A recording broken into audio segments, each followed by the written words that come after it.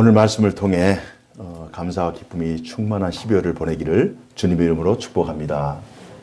여러분 가운데 함께하기를 축복합니다. 오늘 말씀의 제목은 감사로 보내는 12월입니다. 감사로 보내는 12월. 한 해가 저물고 있습니다. 한 해를 돌아보면 감사한 일이 참 많습니다. 하지만 많은 사람들은 감사의 일을 생각하기보다 감사하지 못하고 절망하고 또 낙심되고 또 좌절됐던 실패를 생각하며 한 해를 씁쓸하게 보낼지도 모릅니다. 사람들은 왜 감사하지 못하는가?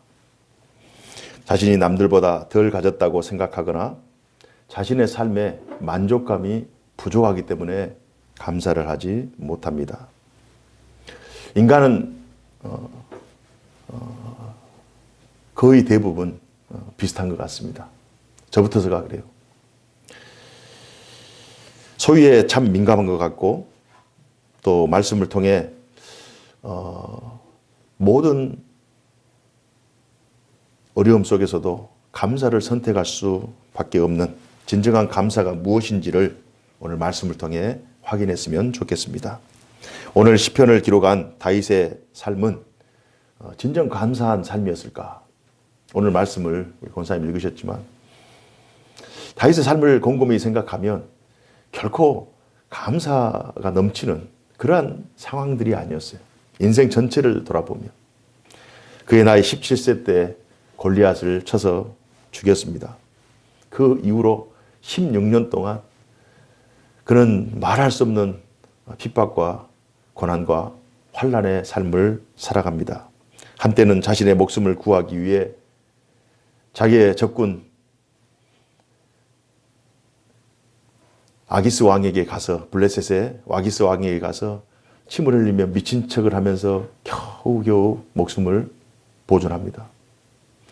또 결혼해서 생활하는 과정 속에 자신의 아내를 또 빼앗기기도 하고 또 한편으로는 아들 압살롬이 쿠데타를 일으켜서 버선발로 도망하며 목숨을 살기도 합니다. 이런 다윗의 삶 속에 과연 얼마만큼 만족감이 있었겠는가? 다윗을 만족시켰던 것은 결코 세상적인 명예나 소유 또 우리가 생각하는 그런 세상의 좋은 것들, 세상에 빛나는 것들 그런 것들이 아니었습니다. 이런 어려움 속에서도 다윗의 이런 정말 파란만장한 삶 속에서 다윗에게 진정한 만족을 시켰던 것은 다윗은 관계라고 하는 그 소중한 그 관계 속에서 참 만족감을 느꼈습니다. 우리가 살다 보면 수평적인 관계가 어긋나거나 수평적인 관계가 뒤틀어질 때 우리는 수직적인 관계를 생각해 보아야 합니다. 다윗은 늘 하나님에게 진심이었습니다. 눈에 보이는 환경이 어렵고 자신의 주변에 있는 많은 사람들이 그를 괴롭게 할 때 그는 수평적인 그 관점에서 세상을 불평하거나 원망하거나 또 세상 속에서 탄식하기보다 수직적인 관계 속에서 하나님 앞에 나아가서 하나님 앞에 엎드리고 하나님 앞에 토로하고 하나님 앞에 탄식하며 하나님 앞에 은혜를 구했습니다. 그때마다 하나님께서도 다윗에게 진심으로 사랑을 베푸셨습니다. 다윗도 하나님 앞에 진심이었고 하나님도 역시 다윗에게 진심이었습니다. 오늘 다윗이 기록한 시편 138편 역시 이러한 맥락에서 우리가 이해할 필요가 있습니다. 138편 1절, 2절을 살펴보면 다윗이 어느 정도로 또 어떠한 심정으로 하나님을 생각하고 있는가? 우리 다 같이 한번 읽어볼까요? 시작! 내가 전심으로 주께 감사하며 신들 앞에서 주께 찬송하리이다. 내가 주의 성전을 향하여 예배하며 주의 인자하심과 성실하심으로 말미암아 주의 이름에 감사하오리니 이는 주께서 주의 말씀을 주의 모든 이름보다 높게 하셨습니다. 아멘. 그런 어려운 중에도, 환난 중에도, 역경 중에도, 낙심하는 그런 인생의 절벽 같은 그런 암울한 상태 속에서도 하나님을 향하여 예배하고 하나님을 바라보고 하나님을 노래하며 찬양의 자리에 서요. 그러면서 그가 고백하기를 내가 주의 성전을 향하여 예배한다. 성전에 갈 수 없는 상황이에요. 도망다니고 쫓기고 목숨을 겨우겨우 연명하는 그 상황 속에서 직접 가서 성전에서 하나님을 높여드려야 되는데 그러지 못하기 때문에 성전을 향하여 자기의 마음을 쏟아놓는 거예요. 성전을 향하여 성전에서 영광을 받으시는 하나님 앞에 자신의 심정을 토로하면서 하나님 저를 불쌍히 여겨 주옵소서. 하나님 저를 도와주옵소서. 하나님을 예배하며 주의 인자하심과 성실하심을 찬양합니다. 다윗이 하나님 앞에 진심이었던 것은 그는 하나님에 대하여 하나님의 인자하심과 하나님의 진실하심에 대한 확신이 있었기 때문입니다. 하나님은 언제나 인자하신 분이시다. 하나님은 언제나 진실하신 분이시다. 하나님은 언제나 은혜를 베푸시고 하나님은 언제나 긍휼히 여기시고 자비를 베푸시는 분이다. 나같이 쫓기고 나같이 어려운 상황 속에 있는 이 고달픈 인생 역시 하나님께서 은혜와 자비를 베푸셔서 구원해 주실 것이다. 하나님은 진실하신 분이시다. 진리편에 서 있는 자, 말씀을 붙잡는 자, 하나님을 예배하는 자, 그 자에게 하나님께서는 반드시 이기며 승리를 주실 것이다. 하나님의 인자하심과 진실하심으로 말미암아 다윗이 날마다 하나님을 찬양하며 하나님과 동행할 수 있었던 것입니다. 다윗은 언제나 그의 삶 속에서 실존하시는 하나님과 동행하며 감사의 삶을 살았습니다. 그의 환경이 탁월하거나 그의 환경이 뛰어나서 하나님 앞에 감사자의 삶을 산 것이 아니에요. 환경이 너무 어려워요. 환경이 너무 척박해요. 자기 몸 하나 어디 감출 곳 없어서 정말 쫓기는 그러한 암울한 상황 속에서도 그의 마음과 그의 중심과 그의 전 인격을 다해 하나님의 인자하심과 하나님의 진실하심을 찬양하며 노래했던 다윗. 하나님은 이 다윗을 지켜보십니다. 하나님은 이 다윗의 믿음을 높여주십니다. 하나님의 인자하심을 구하는 다윗에게 하나님의 인자를 베풀어 주셨고 하나님의 진실하심을 소망하는 다윗에게 하나님은 진리로 역사해 주셨습니다. 하나님의 성실하심과 인자하심이 여러분의 삶 가운데 충만하기를 주님의 이름으로 축복합니다. 과연 다윗의 감사의 제목은 무엇이었을까요? 하나님의 인자하심과 하나님의 진실하심을 온 삶으로 고백한 이 다윗. 다윗에게는 세 가지의 감사의 제목이 있었습니다. 첫 번째, 다윗은 하나님께서 자신의 기도에 응답하심에 감사했습니다. 힘들고 어려울 때 기도하잖아요. 그러나 그 기도에 하나님께서 응답해 주셨다. 우리 3절 말씀 한번 살펴볼까요? 3절 말씀 다 같이 시작. 내가 간구하는 날에 주께서 응답하시고 내 영혼에 힘을 주어 나를 강하게 하셨나이다. 내가 힘들고 어려울 때 그 상황 속에서 낙심하며 좌절하며 탄식하기보다 오히려 그것을 기도의 제목을 삼고 하나님 앞에 더 가까이 나아가서 하나님 앞에 부르짖는 거예요. 하나님 앞에 엎드리는 거예요. 하나님 앞에 호소하는 거예요. 하나님 앞에 간구하는 거예요. 내가 간구하는 날에 주께서 응답하시고 내 영혼에 힘을 주었다. 여러분, 아무리 힘들고 어려워도요, 내 영혼이 힘을 얻고 내 영혼이 하나님께서 주시는 그 능력과 강단이 있으면 어떤 어려운 순간에도 이길 수 있어요. 그러나 아무리 환경이 좋고 상황이 좋아도 내 마음이 불안하고 내 마음이 녹아버리면 도저히 세상과 맞서서 이길 수가 없습니다. 다윗이 하나님 앞에 그의 어려운 여건과 상황 속에서도 하나님 앞에 엎드려서 수직적인 관계, 그 관계를 귀하게 여기고 하나님의 인자하심과 진실하심의 능력을 의지하면서 하나님 앞에 나아갈 때 하나님께서 그의 마음을 강하게 하셨다. 기도할 때마다 하나님께서 든든한 마음을 주셨다. 불안한 마음이 아니에요. 상실한 마음이 아니에요. 하나님은 언제나 나와 함께 하시고, 하나님은 죽은 것 같은 나를 살리시고, 꺾여버린 것 같은 나를 다시 이으셔서 하나님이 새 것을 만드실 것이다 라는 그러한 확신이 다윗에게 있었어요. 사람들이 언제 기도하느냐? 사실 평상시에 기도하면 얼마나 좋겠어요.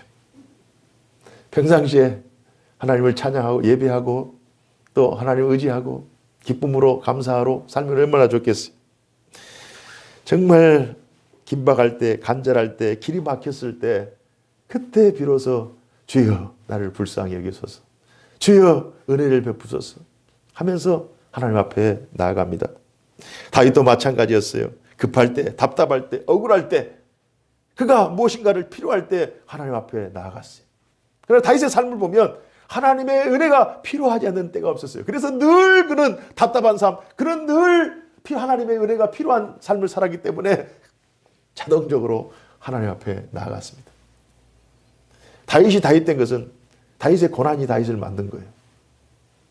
다윗이 그렇게 위대한 삶을 살 수 있었던 것은 하나님께서 그를 다듬고 깎고 그 고난의 연단, 그 고난의 풀무 속에 집어넣어서 그를 단련했기 때문에 다윗이 다윗 된 줄로 믿습니다. 힘들고 어려울 때 하나님을 찾았어요. 여러분도 마찬가지잖아요. 힘들고 어려울 때 하나님을 찾는 것은 부끄러운 것이 아니에요. 주저없이 하나님 앞에 나아가서 아버지 불쌍히 여겨 주십시오. 하나님 도와주십시오. 그런데 하나님은 놀랍게 돼요. 다윗이 한 번, 두 번 찾아왔겠어요? 한 번, 두 번 호소했겠어요? 무려 16년 동안 그 쫓아다니면서 그 어려운 상황 속에서 하나님 앞에 엎드려서 도와달라고 기도한 것이 한두 번이었겠냐고요. 매일매일 하루에도 수십 번을 하나님 앞에 기도했을 거예요. 그러나 하나님은 단 한 번도 다윗의 그 호소를 거부하지 않았어. 기도할 때마다, 하나님 앞에 도움을 요청할 때마다 하나님께서 돕는 은혜를 베풀어 주신 줄로 믿습니다. 하나님은 놀랍게도 다윗의 하나님을 찾을 때, 엎드릴 때, 기도할 때마다 그에게 나타나시고 그를 강하게 하셨어요. 그래서 다윗이 자신의 인생을 돌아보면서 이게 너무 감사한 거예요. 이게 너무 고마운 거예요. 어느 누구 하나 믿을 사람 없는데 하나님은 언제나 나를 진실하게 대해주셨고, 내가 약할 때도, 내가 가난할 때도, 내가 넘어졌을 때도, 내가 도망자의 위치에 있을 때도 하나님은 늘 나를 동행하셨다. 나와 함께 하셨다. 그래서 감사의 노래로 그 주님을 찬양하고 있습니다. 제가 모르긴 몰라도 여기 앉아 계신 여러분들 역시 한 해 동안 기도로 시작하며 지금까지 믿음으로 달려왔을 거예요. 자신의 계획대로 뜻대로 됐으면 얼마나 좋겠어요. 그러나 자신의 계획대로 뜻대로 되지 않아서 잘 풀린 분도 있겠지만 그러지 못한 분도 있을 것입니다. 그러나 그런 어려운 상황 속에서 우리가 할 수 있는 것은 하나님 앞에 나아가는 거예요. 다윗처럼 하나님 앞에 기도의 자리에 서는 거예요. 하나님, 응답의 하나님을 확신하면서 하나님 앞에 기도할 때마다, 엎드릴 때마다 하나님께서 응답해 주실 줄로 믿습니다.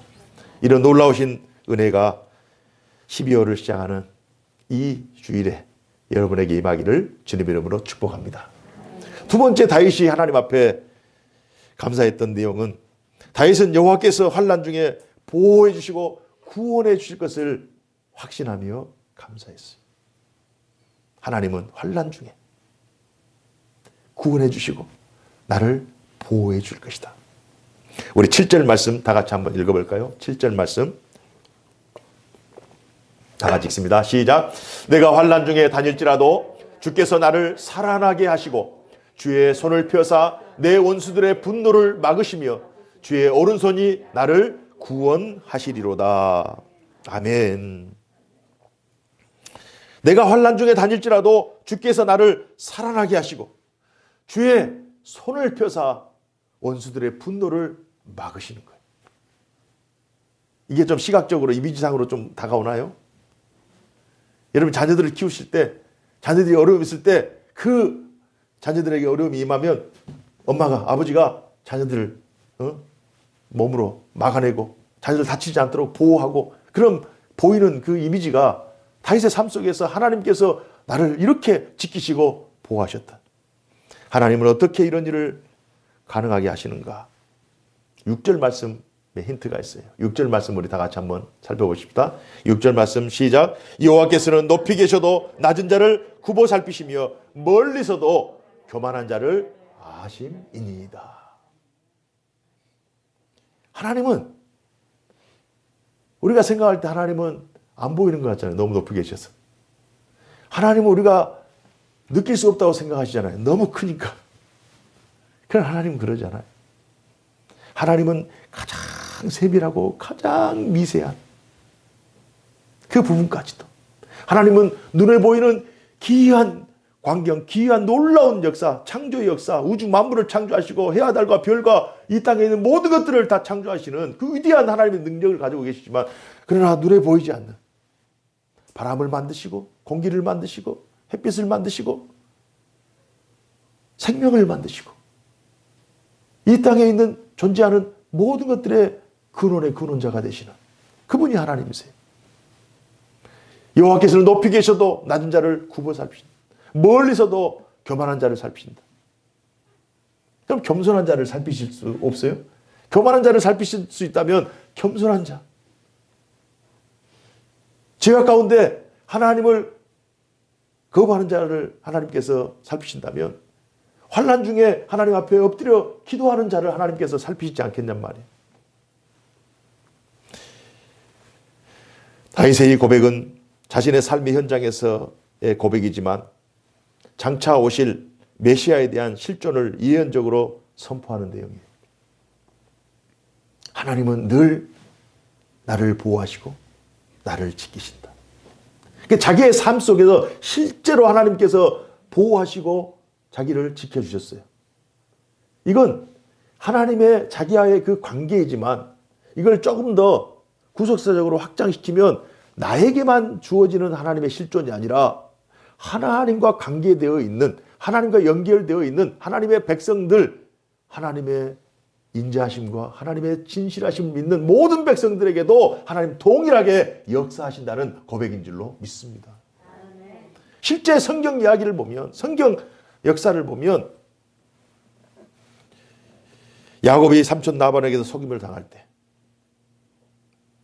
14년 동안 얼마나 억울했겠어요. 참 진짜 억울한 피눈물을 흘리면서 자기네 노동의 가치를 아무것도 받지 못할 때 그 억울한 야곱 누가 지켜보고 있었어요? 하나님이 지켜보고 있었어요. 다니엘이 사자굴에 들어가고 풀무불에 들어갈 때 자신은 바사 페르시아의 그 의로운 그 어둠의 나라에서도 진리의 등불을 밝히고 성전을 향해서 예루살렘을 향해서 하나님 앞에 하루에 3번씩 창문을 열고 기도하는 그 기도 하나님을 향한 그 중심. 그러나 다니엘을 대적하고 다니엘을 대적했다는 것은 하나님을 대적하는 거거든요.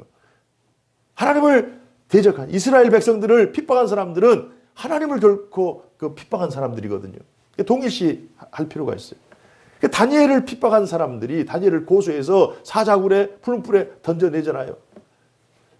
다니엘이 무슨 잘못을 했어요? 자신은 하나님의 말씀대로 진리의 삶을 살려고 최선을 다한 것뿐인데 그런 억울함, 그런 답답함 상황 속에서도 그는 오히려 하나님 앞에 엎드려 기도하는 거예요. 세례 요한이 옥에서 예수님의 길을 예배하는 광야 속에서도 세례 요한도 잡혀서 결국 교수형을 당하잖아요. 그런 상황 속에서 스데반이 말없이 돌에 맞아 순교하는 그 순간 속에서 이들 모두에게는 자신들의 인생이 하나님 앞에서 실존하고 있다고 하는 믿음이 있었어요. 하나님은 나와 함께 하신다. 하나님은 나를 지키시고 나를 보호하신다. 물론 죽임을 당한 사람들, 죽음이라고 하는 것은 안타까운 일이지만 하나님께서는 죽음의 위기 속에서도, 죽음의 공포와 두려움 속에서도 하나님은 나의 믿음을 지켜주셨다. 나에게 영원한 생명으로 나아가는 영생에 대한 소망을 꺾지 않으셨다. 결과적으로 하나님께서 지키시고 보호하신 그 은혜의 실존, 그 은혜의 현장 속에서 하나님의 실제를 찬양하며 하나님께 기도하고 있습니다. 다윗이 그랬던 것처럼 성경 속에 있는 위대한 신앙인들은 그렇게 살았어요. 이런 믿음이 살아있는 믿음이에요.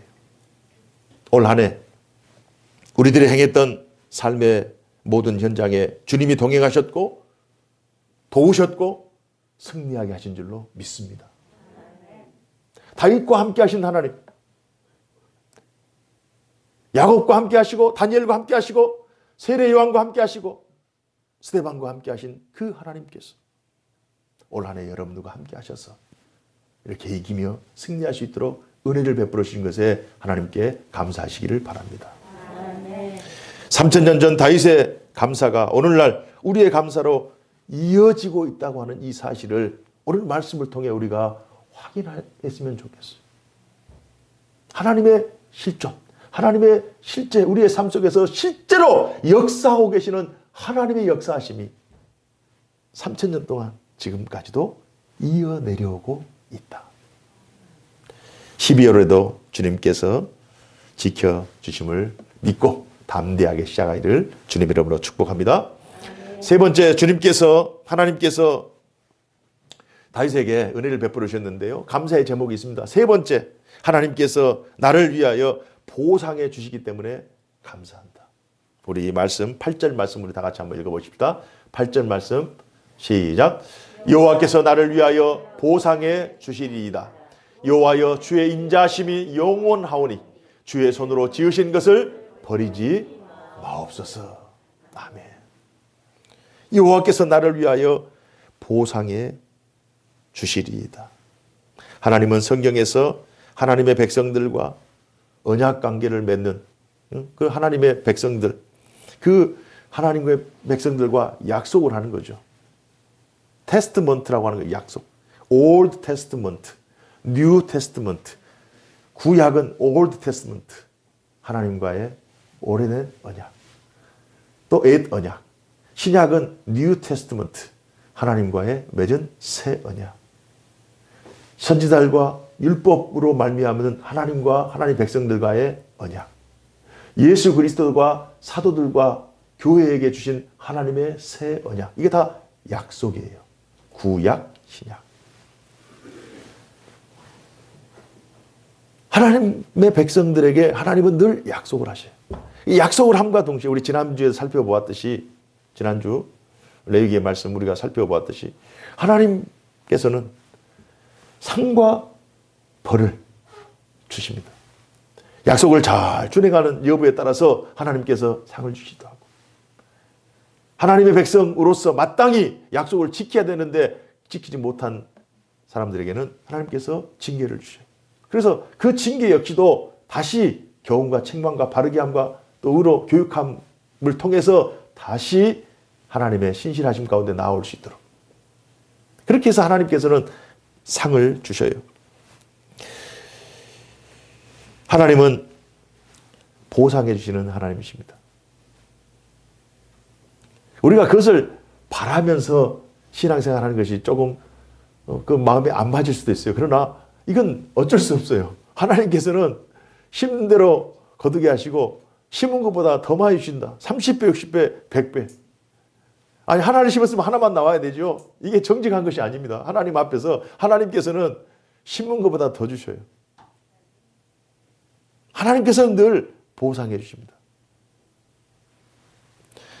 여러분들의 기도와 눈물과 헌신과 봉사와 수고, 하나님은 늘 기억하세요. 그리고 가장 아름다운 것들로 보상해 주십니다. 갚아주십니다.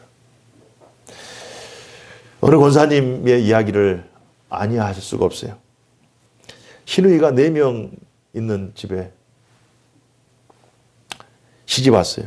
27년, 28년을 시집살이 하면서 꿋꿋하게 믿음으로 살아서 결국 그 집안이 그 권사님을 인정합니다. 결국 끝까지 참고 힘들고 어려울 때 기도하면서 이겨냈더니 하나님께서 그 집안을 변화시키시고 그 집안에 놀라운 신임을 얻게 하셔요. 하나님께서 갚아주셔요. 그 사이에 눈물이 없었겠어요? 탄식이 없었겠어요? 하나님 앞에 기도하지 않았겠어요? 하나님께서 다 그것을 들으시고 가장 좋은 것으로 갚아주셨어요.